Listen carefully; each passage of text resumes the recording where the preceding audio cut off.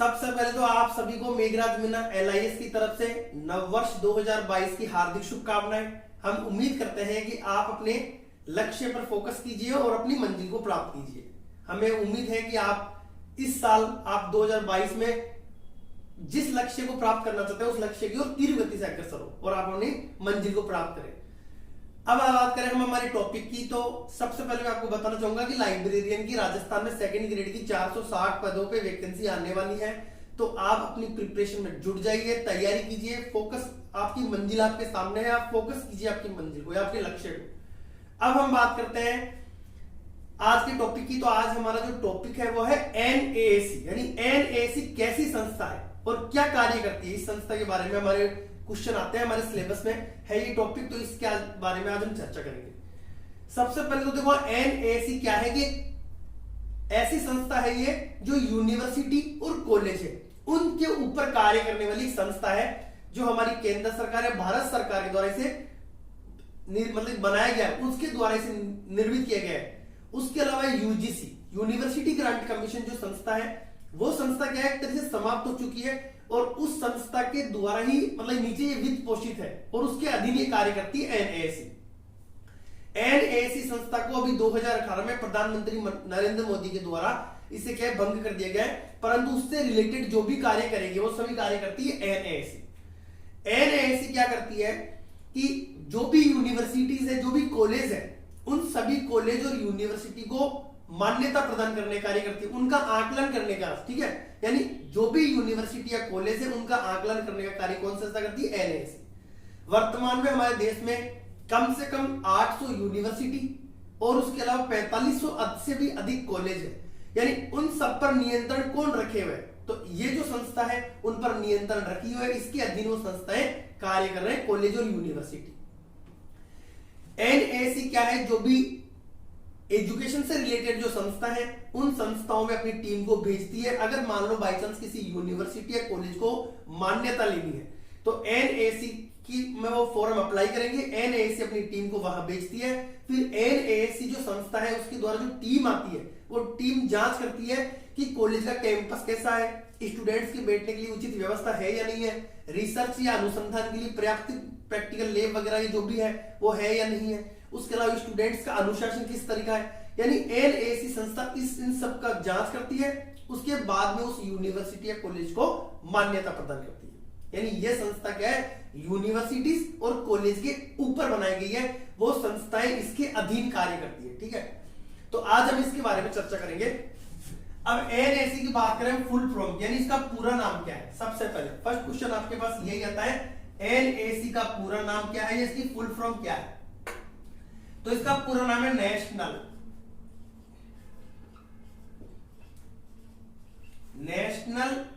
असिस्टमेंट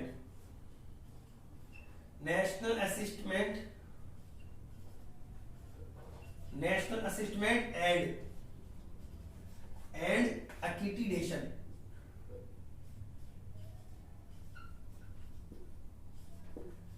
national असिस्टमेंट and accreditation council, ठीक है। National असिस्टमेंट and accreditation council है NAAC। अगर आपके पास पूछा है कि इसका पूरा नाम क्या है तो नेशनल असिस्टमेंट एंड एक्रीडिटेशन काउंसिल, यानी राष्ट्रीय प्रत्यान परिषद, ठीक है, राष्ट्रीय प्रत्ययन मूल्यांकन परिषद हम इसे कह सकते हैं हिंदी के अंदर, ठीक है। तो अगर आपके पास पूछा जाए क्वेश्चन, फर्स्ट क्वेश्चन हमारा फुल फॉर्म का बनता है, NAAC का पूरा नाम क्या है, तो नेशनल असिस्टमेंट एंड एक्रीडिटेशन काउंसिल। अब बात करें हम NAAC की स्थापना की, इसके गठन की। तो सर्वप्रथम इस संस्था का गठन हुआ है आपके UGC के द्वारा वित्त पोषित संस्था है, भारत सरकार के द्वारा से इसे अनुदान मिलता है और इस संस्था का जो गठन किया गया था वो क्या गया था 1994 में, ठीक है। यानी इस संस्था का गठन कब हुआ है 1994 में, 1994 में इस संस्था का गठन किया गया। अब हम बात करें, आपके अगला क्वेश्चन ये बन सकता है कि NAAC जो संस्था है उसका हेडक्वार्टर कहां है, ठीक है, इसका मुख्यालय कहां है। मुख्यालय को आपको पता होना चाहिए कि NAAC का मुख्यालय कहां है। तो हम बात करें इसके मुख्यालय की, तो देखो इसका मुख्यालय जो है हेडक्वार्टर, NAAC का मुख्यालय जो है वो आपके बेंगलुरु में है, बेंगलुरु में इसका मुख्यालय है, ठीक है, NAAC का।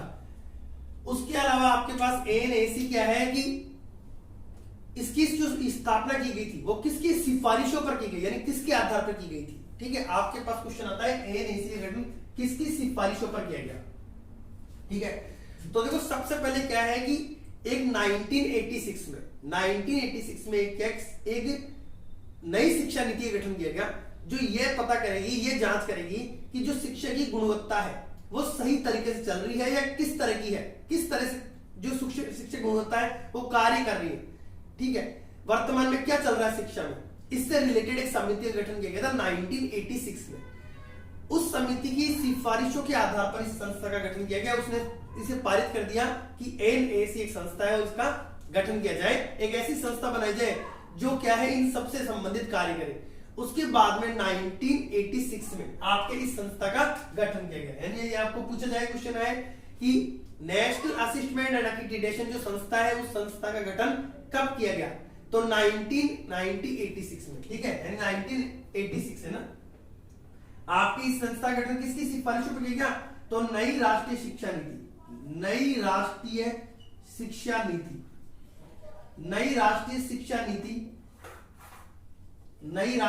नीति जो आपके 1986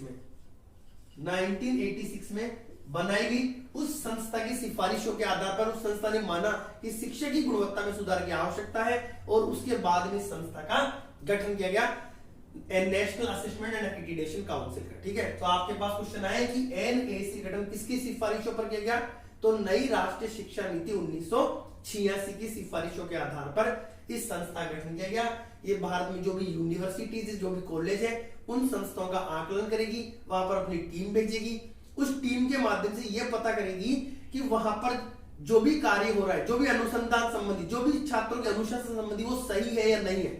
उसके आधार पर फिर यूनिवर्सिटी को और कॉलेज को national assessment and accreditation council के द्वारा उन्हें मान्यता प्रदान की जाती है। उन्हें समय समय पर ग्रेडिंग प्रदान की जाती है। आपकी जो ग्रेडिंग दी जाती है इनको वो दी जाती है एनएसी के द्वारा जो ग्रेडिंग दी जाती है यूनिवर्सिटी और कॉलेज को, तो ग्रेडिंग आपको देते हैं। जैसे आपके एक तो है A++ में मिलती है, ठीक है, A++ हो गई। उसके अलावा आपके A+++ है, A+ है, उसके अलावा B है, ठीक है, उसके अलावा B+ है। यानी ये क्या ग्रेडिंग होती है, यानी वेरी गुड, बहुत अच्छा, या गुड, इससे रिलेटेड ग्रेडिंग होती है जिससे संबंधित, जिससे क्या है हमें यह पता चलता रहता है एनएसी को कि जो शिक्षण संस्थान है वो सुचारू रूप से कार्य कर रहे हैं या नहीं है, इससे रिलेटेड है। ठीक है, अब हम बात करें एनएसी के बारे में कि एनएसी जो संस्था है वो किस क्षेत्र में कार्य करती है। तो ये क्या है, एजुकेशन के क्षेत्र में कार्य करती है। एजुकेशन की जो भी शिक्षण विधियां उनका आकलन करती है, या यूनिवर्सिटी या कॉलेज के द्वारा किस तरह का कार्य किया जा रहा है उन सभी का आकलन करने कार्य करती है। उसके बाद उन्हें मान्यता प्रदान करती है। अब हम बात करें किसके द्वारा वित्त पोषित है। अगर आपके पास क्वेश्चन आए कि एनएसी किसके द्वारा वित्त पोषित है, ठीक है, किसके द्वारा वित्त पोषित है,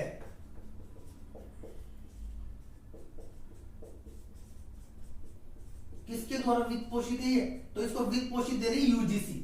ठीक है, यूजीसी के द्वारा वित्त पोषित है आपके ये, यानी यूजीसी के द्वारा इस संस्था को अनुदान प्रदान किया जाता है। एनएसी उसी तरह कार्य करती है जिस तरह यूजीसी कॉलेज और शिक्षण संस्थाओं के लिए कार्य करती थी, सेम उसी तरह कार्य कर रही है। कॉलेज और शिक्षण संस्थाओं को जो अनुदान प्रदान किया जाता है वो वर्तमान में एनएसी यानी नेशनल असिस्टमेंट एंड एक्रीडिटेशन काउंसिल के द्वारा शिक्षण संस्थाओं को अनुदान प्रदान किया जाता है। समय समय पर उनकी जांच की जाती है, उनका मूल्यांकन किया जाता है, वो कार्य करती है। यूजीसी के द्वारा वित्त पोषित है और भारत सरकार के अधीन कार्य कर रही है। यूजीसी की हमारा अलग टॉपिक है, यूजीसी, इसके बारे में भी हम चर्चा करेंगे। बस यह बताता हूं, यूजीसी का फुल फॉर्म होता है यूनिवर्सिटी ग्रांट कमीशन, जिसकी स्थापना हुई थी आपके 28 दिसंबर 1956 को। तो 1956 में इसका मतलब इसका अधिनियम बना है संविधान में, अधिनियम पारित हुआ 1956 में और इसकी स्थापना हुई थी 1952 में। इसकी स्थापना हुई थी 52 या 53 में और अधिनियम 1956 में। ठीक है, तो ये एनएसी जो संस्था है वो इसके अधीन कार्य करती है, उसके नीचे कार्य करने वाली एक संस्था है। तो इस पर आपके क्या छोटे से 2 क्वेश्चन आते रहते हैं, इसलिए मैंने ये टॉपिक आपको करवाया। उसके अलावा आपको पूछा जाए यूजीसी के, हम चेयरमैन की बात करें, यूजीसी का जो अध्यक्ष वो है वर्तमान में डीपी सिंह। ठीक है, इसका जो चेयरमैन है वो है डीपी सिंह है वर्तमान में, डीपी सिंह तो इसका चेयरमैन है यूजीसी का। और उसके अलावा एनएसी की जो अध्यक्ष है वो कौन है, एनएसी के अध्यक्ष की बात करें तो एनएसी की जो अध्यक्ष है वो है वीरेंद्र कुमार चौहान। वीरेंद्र कुमार चौहान। वीरेंद्र कुमार चौहान को एनएसी का क्या है, चेयरमैन बनाया गया, इनके अध्यक्ष है। एनएसी का अध्यक्ष अगर आपको पूछा जाए कि अध्यक्ष कौन है, एनएसी का अध्यक्ष, एनएसी का अध्यक्ष कौन है, तो वीरेंद्र कुमार चौहान इसके अध्यक्ष है। तो एनएसी का जो हमारा छोटा सा टॉपिक था ये हमारा कंप्लीट हो चुका है। आपको मेरा वीडियो अच्छा लगा तो वीडियो को लाइक करें, कमेंट करें और सब्सक्राइब कर ले हमारे चैनल को जो स्टूडेंट्स नए हैं, ताकि मेरे द्वारा जो भी नए नए नोटिफिकेशन है वो आपको मिलते रहे और आप अपनी प्रिपरेशन करते रहिए। ये क्लास से क्या है, बिल्कुल निःशुल्क क्लास है, इनमें किसी प्रकार का शुल्क नहीं है और न भविष्य में कोई शुल्क लिया जाएगा, बिल्कुल निःशुल्क है आप सभी स्टूडेंट्स के लिए। तो वीडियो को ज्यादा शेयर करें, सब्सक्राइब कीजिए चैनल को।